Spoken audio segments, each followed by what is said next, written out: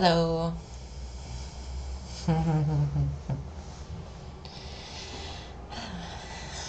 Okay, so I want to show you um, how Cancer is the fingerprint of life. Cancer, the womb, creates a spiral sequence that opens up the whole zodiac, and it shows the reincarnation cycle. Everything came from the womb.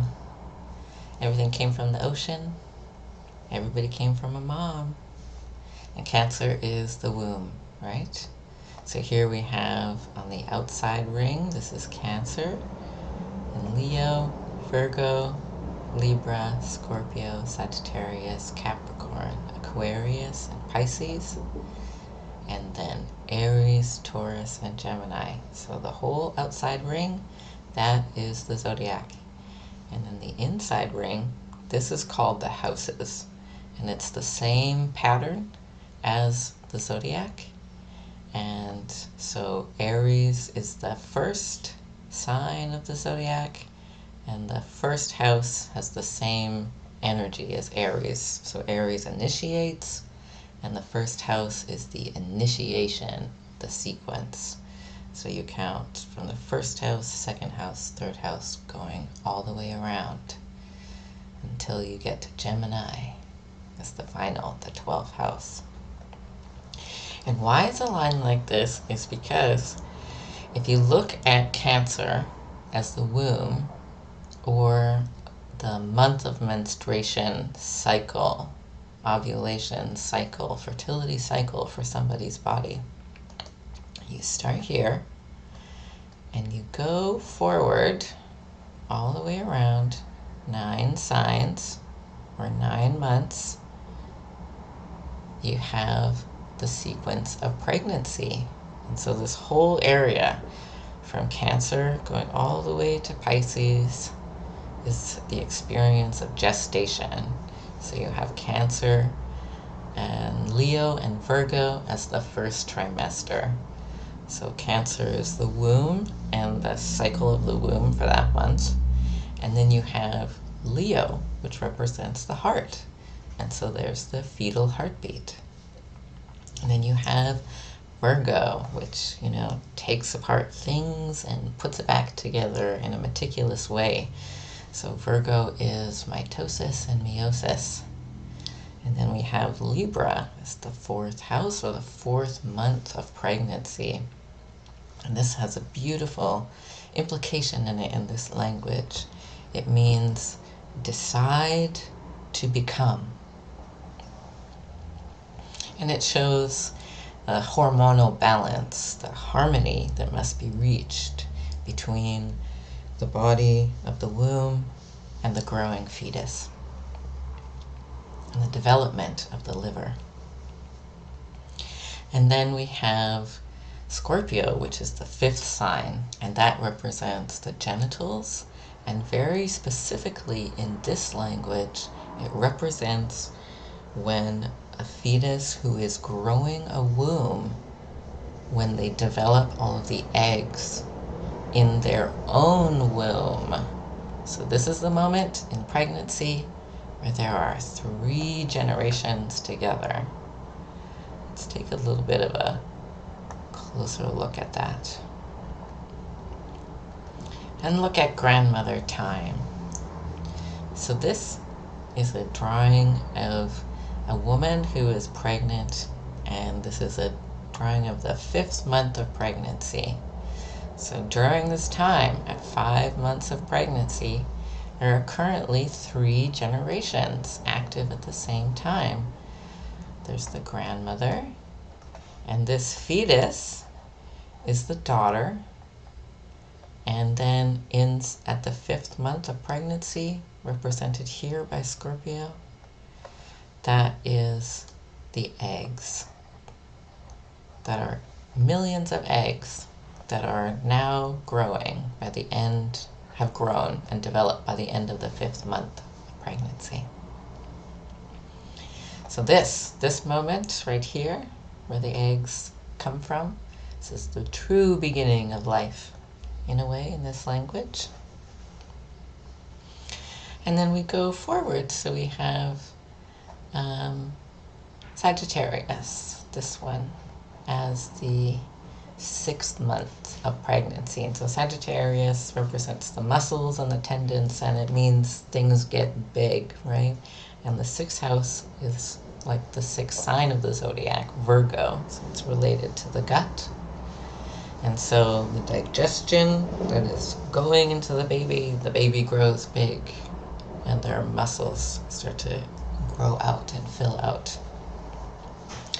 And then we move into the 3rd trimester of pregnancy, which begins with Capricorn. And Capricorn is to form to your conditions. And the bones of the fetus, the growing fetus, they're starting to form more solidly. And they're also forming to the conditions of their experience in the womb. Because every womb experience is different. How much nutrition was available, how this person had access to moving their body through the world, the whole conditions of life, they're going to affect how the bones grow in the 3rd trimester. And then we move on to Aquarius as the 8th month, and that is the circulation of the body. Aquarius represents the circulatory system, and the 8th house represents the blood. And so, two together, we are talking about the circulation of blood as it is filling out the whole form of the body and extending into the body. And then we have Pisces, which is the final month of pregnancy, the 9th month of pregnancy. And for me, this is where the true beauty of this whole language really comes full circle in this moment, because Pisces is intuition. And the 9th house is associated with Jupiter, Sagittarius energy, intuition of a big grand world out there. Because for this whole time we've just talked about this baby has only been in the womb. They've only seen the womb. That's all they know. And by the 9th month, by this time of Pisces, they're starting to gain this intuition. They know their mother's sleeping cycles, and they know when she eats, and how the breathing and the rushing of blood is the weather of their everyday. Depending on what she eats, is it a stormy day? Is it a calm day for her? But they're just in the womb. Do they know it is her?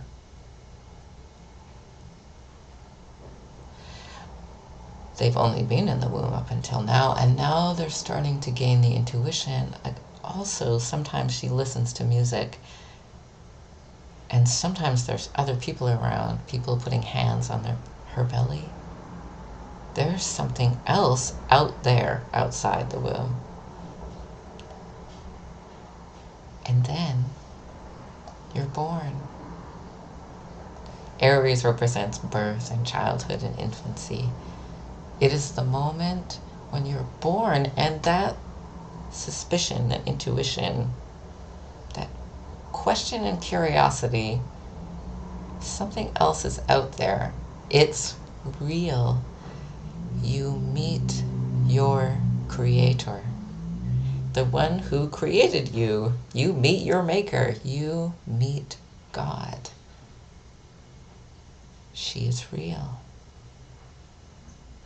She was real this whole time.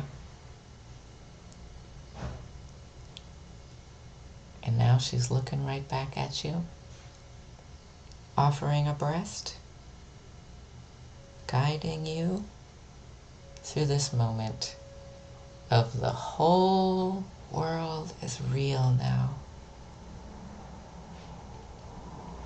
I believe that this idea, this concept, to meet your Creator when you are born, the one who created you in your belly.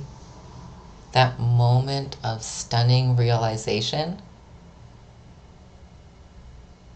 I believe that people coming to understand that, indigenous, matriarchal people in Africa coming to understand this in the earliest depths of our history, is where the concept of God came from. To just realize, oh, this is happening for them as you look down and hold your infant, that they in that moment are realizing what has happened, the true realness of it. They're out of the womb now, and they see that you are real.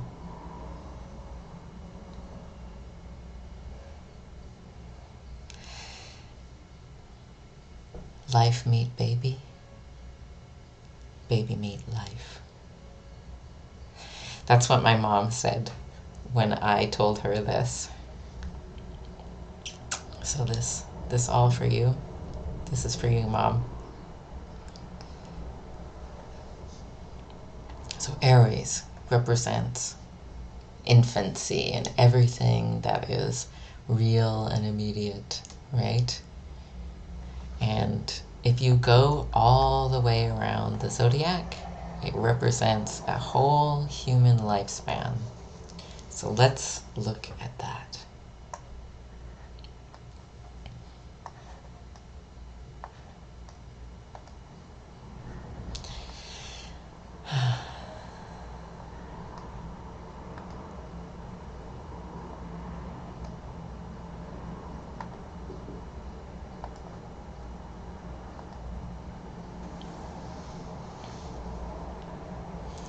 So here I have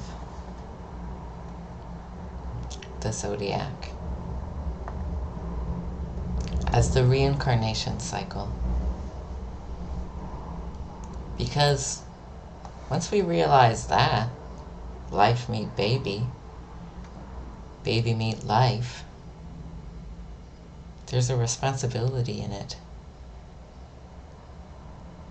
to sing them the song, to remind them of everything that's happened since they've been gone. It's been a minute. Let me catch you up. Here's our story.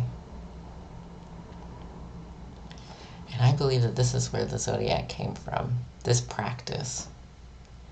Life made baby, baby made life. Because the zodiac, starting from Aries, going around in a full circle, it's pretty universally accepted to describe a human lifespan. Right? So we start with Aries. It's the immediacy of infancy. And then we have Taurus, which is the pleasure of sensuality, being a toddler, learning to stubbornly insist on our favorites, all the reliable good things, pretty rocks, that blanket we really like,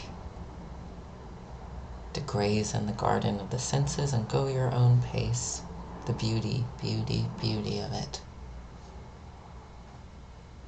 And then the curiosity of Gemini, being this final age of childhood where we're exploring the world just like the winds that are closest to the earth, with their hands touching every leaf and every flower, every blade of grass and every strand of hair, and picking up seeds and carrying them on the wind and then dropping them without a care or a thought, and there a garden grew. The curiosity, to me, in childhood, when we learn language, have hand-eye coordination, you know, we're vividly gesturing our many thoughts. And in this way we come into being. And then to move on to youth, starting with Cancer. Cancer is the privacy of inner change, inner creation space, beginning of puberty. It starts inside. We start to know we're going to change and things are going to change. We've seen it. We've seen other people grow up. We know it's coming for us.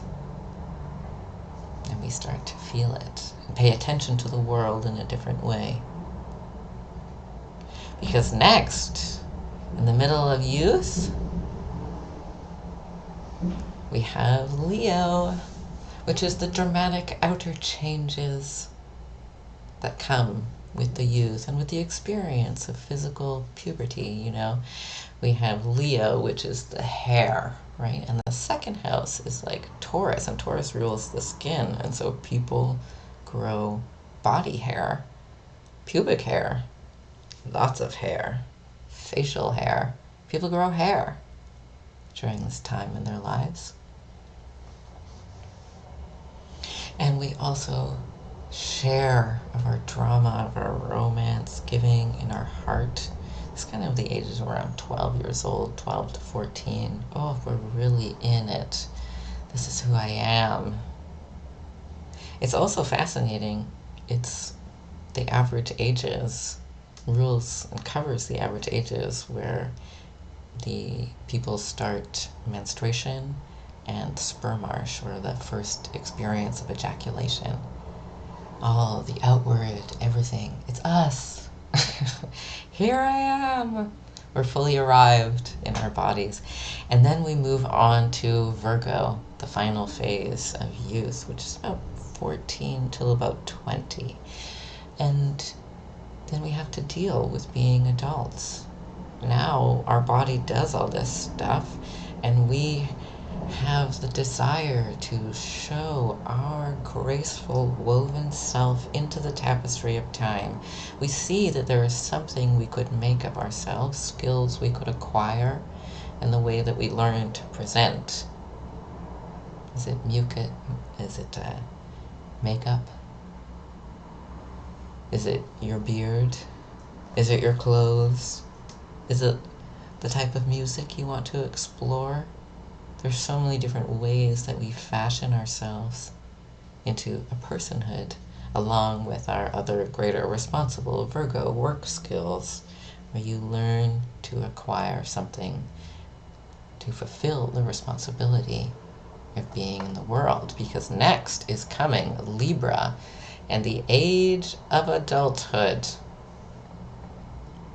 Libra starts around 21.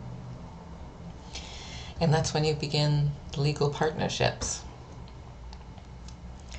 And you can get married. You can date. You can have pleasant social interactions with the world and explore and explore and explore other people. And really come to be changed by learning of other people's experience of home, because what is so fascinating is this is Libra. It is the fourth house of this cycle that we were talking about. Our home changes when we're an adult. We go and we move to a new adult home. Is it exploring the world? Is it getting married? Is it having roommates? There's so many different ways that we all do it. And then eventually we come to Scorpio, which is our 30s. And we experience the transformation of focus. We've explored in Libra. We've met a bunch of people and we've gone to a bunch of parties. And now we're adults. Like, our brains are really fully developed at this point. And we know what we want to do. Or at least we know there's something that is calling us, and it becomes quite urgent. The potential of our capacity, what we could do. what you could do with the thing that is you and just you. It's quite personal, Scorpio, and our 30s, this moment, of the peak of our power. Because next comes Sagittarius, which is basically rules most of your 40s. It starts about 42 until early 50s, maybe 54. And it can come as the midlife crisis. In reality, really, we experience the sudden change of reckoning with our perspective and how we have changed over time. Because Sagittarius, it is opposite to Gemini. That time in childhood when we were so curious and so talkative and so free to believe in anything that could possibly happen. I will be an astronaut, and I will also be the president, and then after that a doctor, perhaps an actress on my Tuesdays. We could have been anything. And then all this life happened, and now we're in our 40s. And we had a life, and this is what happened. And we have gained perspective of what is the trueness of possibility. What does it really mean to appreciate in possibility, in perspective, in opportunity? What does that really mean? Are we appreciating if the glass is half full or half empty? That seems to be a question that comes to a lot of people's minds during this time. Did I see the glass as half full or half empty, and a sudden need to change the disposition? Yet there's always the beautiful fullness of recognizing each cup of life is there for you to drink. And we take it with the need to party.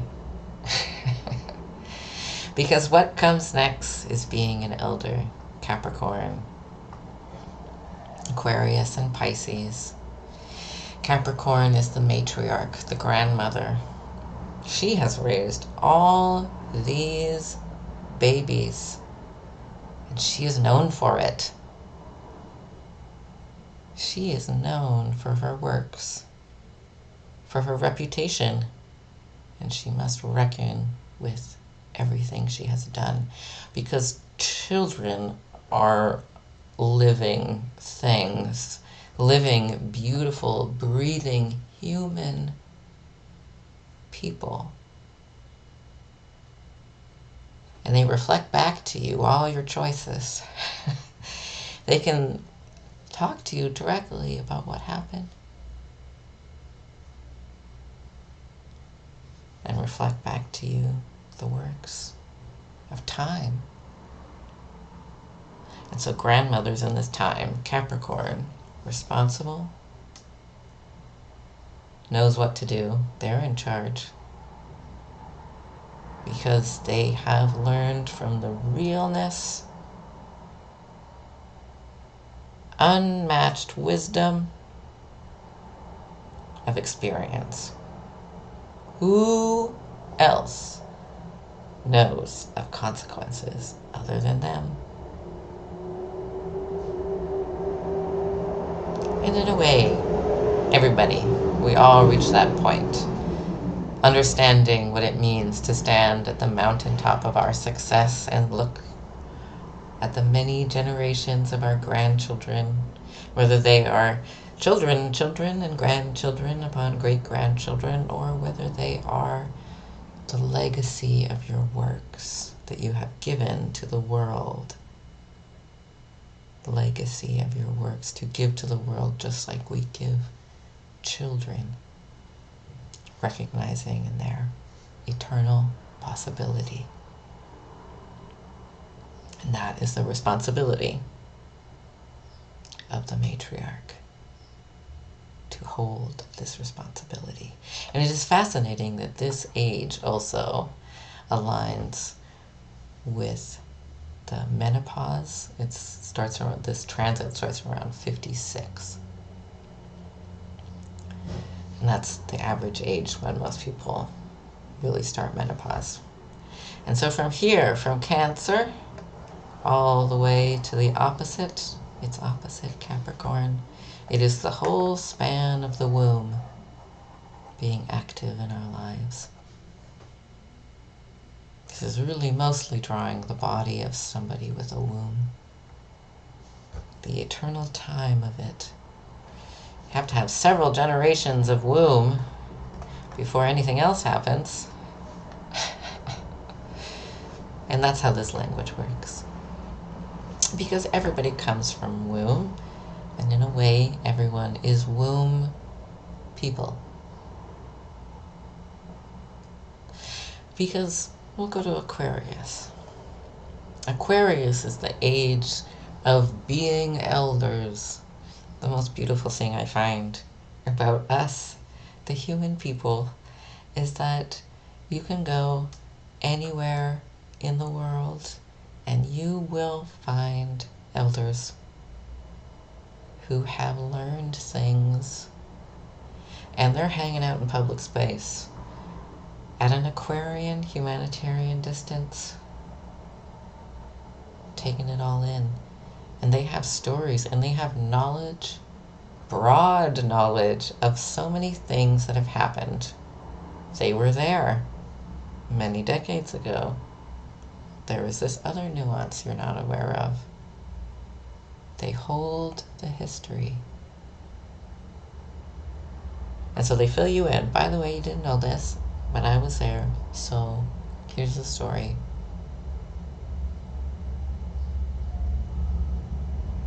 They hold the history and the story of who they are.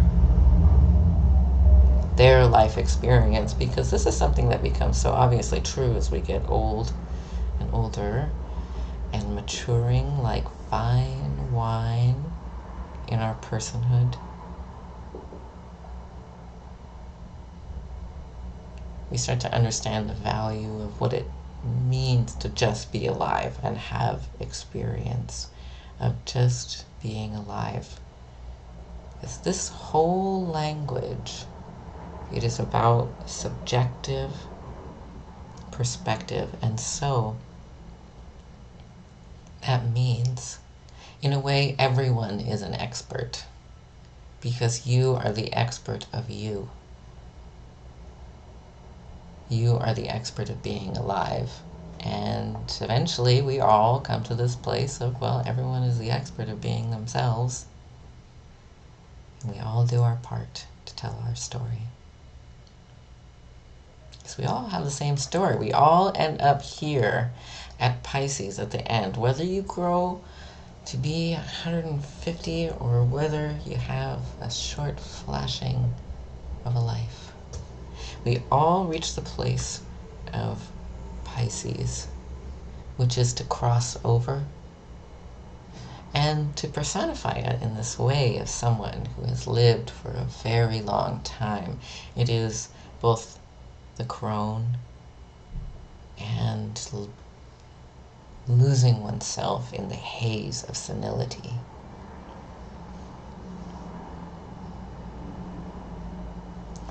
To know, just like when we were here before, at the end of the third trimester,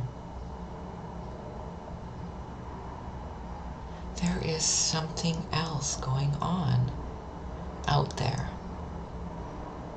There is something else going on. We've seen the face of God when we were born. That was our mom. And yet, when we pray and our prayers are answered, is the womb of God giving us a meal through the umbilical cord of our soul? Is this? It's familiar. That questioning. Is there something out there? For when you cross over and when you die and pass into the ancestral realm, for that is what this moment means. Pisces has always meant death.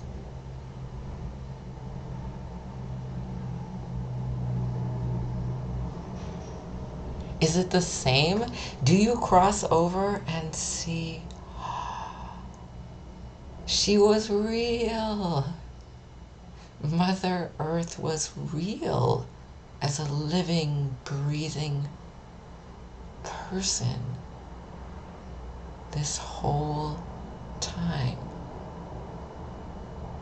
And through our beautiful synchronicity, we have delivered the nourishment of love to one another. All these little moments that had aligned, it all made sense now. She was there, prepared to care for you. She had set everything up. She was fertile and knew it, and wanted to bring you into the world.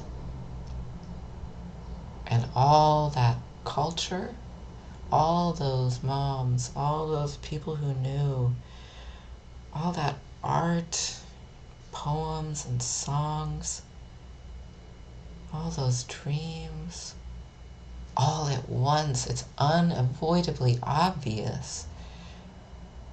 The world cares for you, cared for you while you were in the womb of your body. Your body is a womb, and when you die, you have given birth to your soul. And that is why this place, the ancestral realm, it is the same place in time as childhood, because children are ancestors incarnate. Well, they're wise that way. They know something very important, and it's impossible to ignore the way they just pull prescient spirituality just out of the air. They just breathe it, wink it, whisper it into each moment.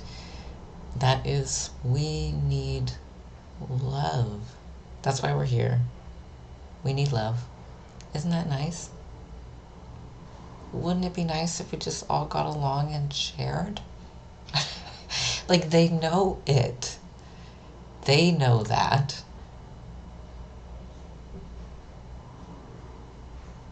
And so that is where all of this knowledge comes from, because life meet baby. Baby meet life. We need to sing the song to our children to remind them that we are there to give to them. Because look at this here in Aries. Infancy, right? Aries is opposite to Venus, or Libra, which is Venus. Babies cry. Babies cry for someone to come to them. Libra, this is the someone. Babies self-advocate. They cry. They cry to the world, answer my demand. I will beg for the fountain. And someone comes with the fountain of the breast. Life meet baby. Baby meet life.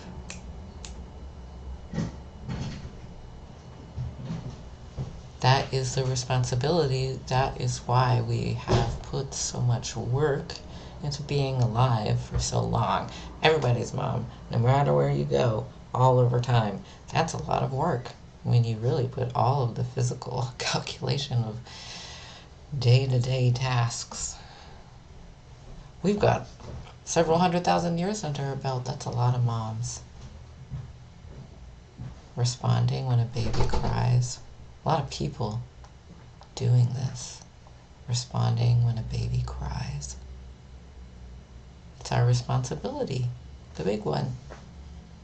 Life meet baby, baby meet life.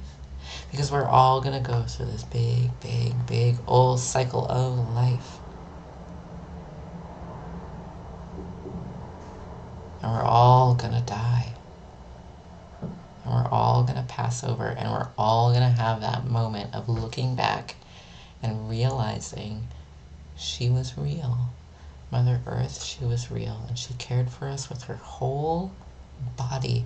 Just like a womb, she gave us her actual body. She ate and drank and slept and labored through the days to feed us.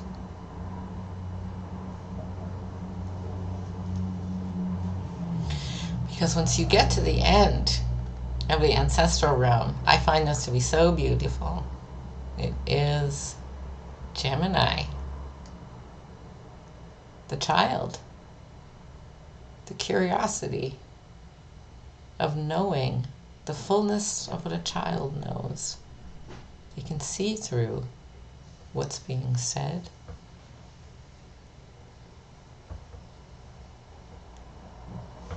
You're looking at it from this distance of knowing and leaning over the world with the same curious eagerness as a child from this temple of God. And you fall back into the world, into a new womb. Someone else is going to do it for you all over again. They're going to give of their body to you all over again. And the whole world will give of its body to you all over again. And you will just keep going and going in this cycle of endless love. And reincarnating again and again. And we do this because we're perfecting an art form together. We're perfecting a song. What is the song? It's a song of love. It's a song of culture. The song of being together. The song of our responsibility of what we have to give to one another. Time, the memory of time. We've learned things. Let me remind you, baby. Meet life. We have learned things before. Don't need to reinvent the wheel. Each lifetime. That's too much work.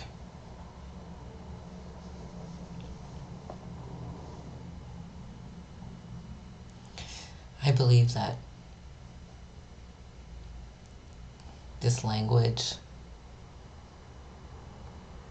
this beautiful way of looking at the world, I believe it took a really long time, a long time of moms doing the work to give birth to all of human culture, to come up with something like this. It's so thoughtful, it's so careful to remind you everybody goes through life. And so you will have your own responsibility to go through life, to live it to its fullest, to love to its fullest, to receive the gift of God who gave you life. Life meet baby, baby meet life.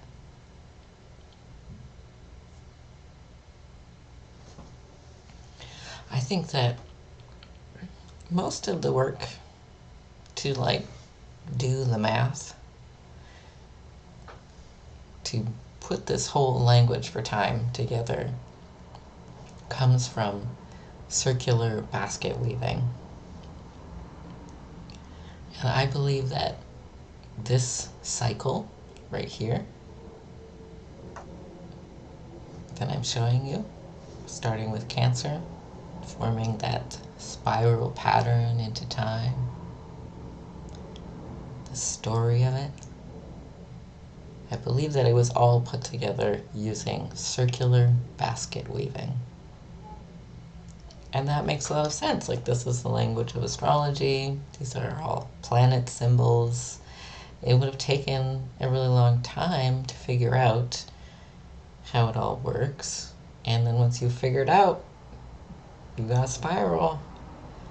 Baskets!